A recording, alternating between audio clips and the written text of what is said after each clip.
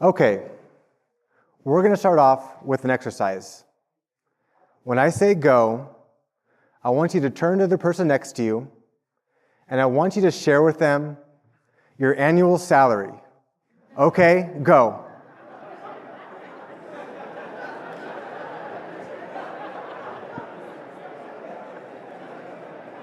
What is so funny? What's so funny? Why aren't we sharing? You did, some did. Okay, very good. I get it though. Maybe we're just not ready for that conversation. Now, what if instead I asked you to turn to your neighbor and share something about yourself? You would talk about anything. You'd share your name, where you're from. You talk about your family or maybe even your last adventure. Something, though, to relate to the person in some way. Money, however, is something that we can all relate to, but we don't think about talking about it in a social setting. It's just not customary for us to think of talking about our personal money matters, although it has a tremendous impact and effect on our health, our relationships, our financial stability, and in our communities. In my 10 years as a financial planner, I've heard thousands of stories, the good, the bad, and the ugly. And what I can share with you about those stories is we all face money issues.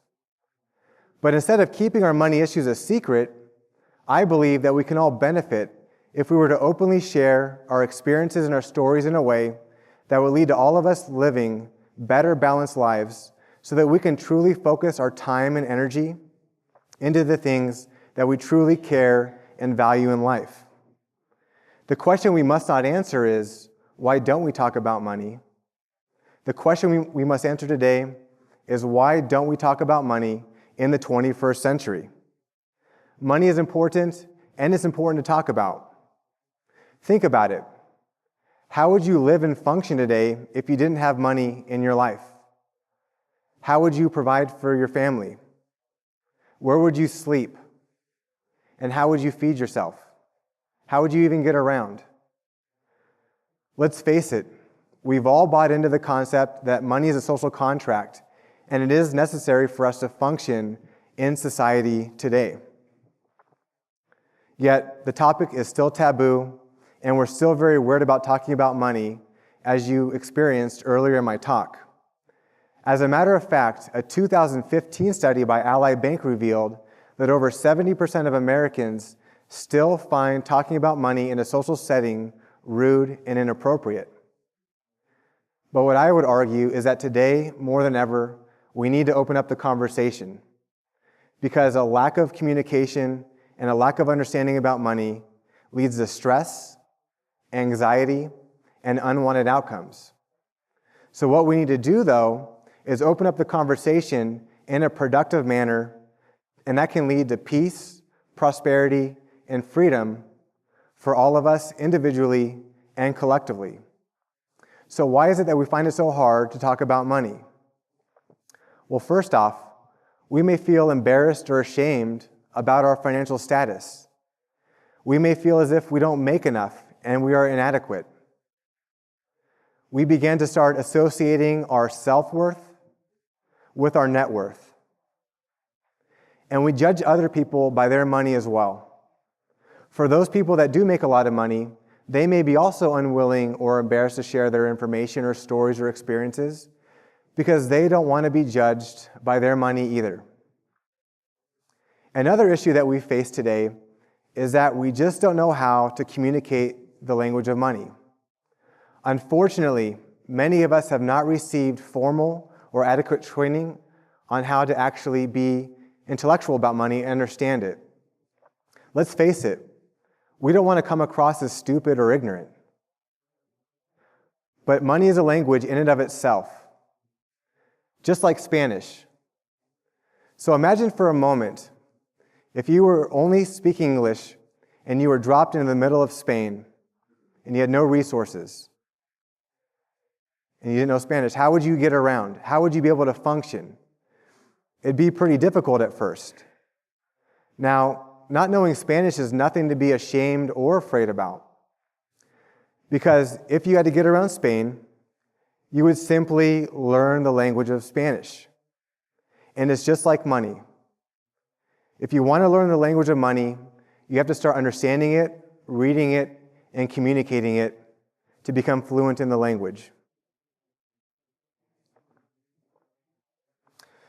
So another reason why we have troubles talking about our money issues is that we're afraid that we would be alienated from our social circles and our groups. Think about a time in your life where you were asked to go on an elaborate vacation or trip. And as much as you wanted to go, maybe you didn't have the money or you had it, but it was being saved for another reason. Or you get a phone call from someone asking to donate to a charity that's very dear and special to them. And as much as you want to, you just don't really have the funds to do so. Or think about just on the daily basis, you get a call to go to happy hour, go to dinner, and hang out with your friends. Maybe you don't have the money either. Or maybe there's some other issues you just haven't told your friends about. And that's where we get into trouble. Because not disclosing our financial concerns or issues leads us to make up excuses about why we can't hang out with our friends. Or we do it anyways because we'd rather suffer the financial hardship and make sure that our friends' feelings aren't hurt or disappointed. It's the lack of conversation about money that leads us to trying to make sure that we're able to keep up with the Joneses, stay in the conversation, and still be relevant with our friends and family. At a basic level, historically, money has been a topic that has been off limits. Now, today, it's always been that way. But how often do we challenge the status quo? Maybe we should challenge the status quo. And why should we? Well, the impact of money affects our health, our relationships, our financial stability, and our communities in general. So let me explain. We're all aware of the statistic that 50% of the marriages in our country end in divorce. But did you know the top 2 reasons for divorce in this country is number 1, a lack of communication, and number 2, disagreements about money. So if we're not talking about money and we disagree about it, how can we even resolve our financial issues? What I find even more interesting is that financial conversations about money tend to be avoided until after the I do's are said, if ever at all. One person may enter the marriage with being a spender, and the other one's a saver. Or one person has a lot of debt, like credit cards, student loans, and auto loans. So you can see how these issues can have a huge effect on our health and in our relationships. So speaking of health, money stresses can also have a huge impact on our health and our livelihood. In a recent study entitled "Stressed in America, Paying with Our Health," the American Psychological Association says that money worries continue to nag at the American psyche despite the ongoing economic recovery in our country. Of the respondents in the survey, 64% of them listed money issues as the number 1 concern and stress in their lives. And that ranked higher than work issues, issues at home, and personal health issues. So as you can see, not talking about our money issues can have a dire consequence on our physical health.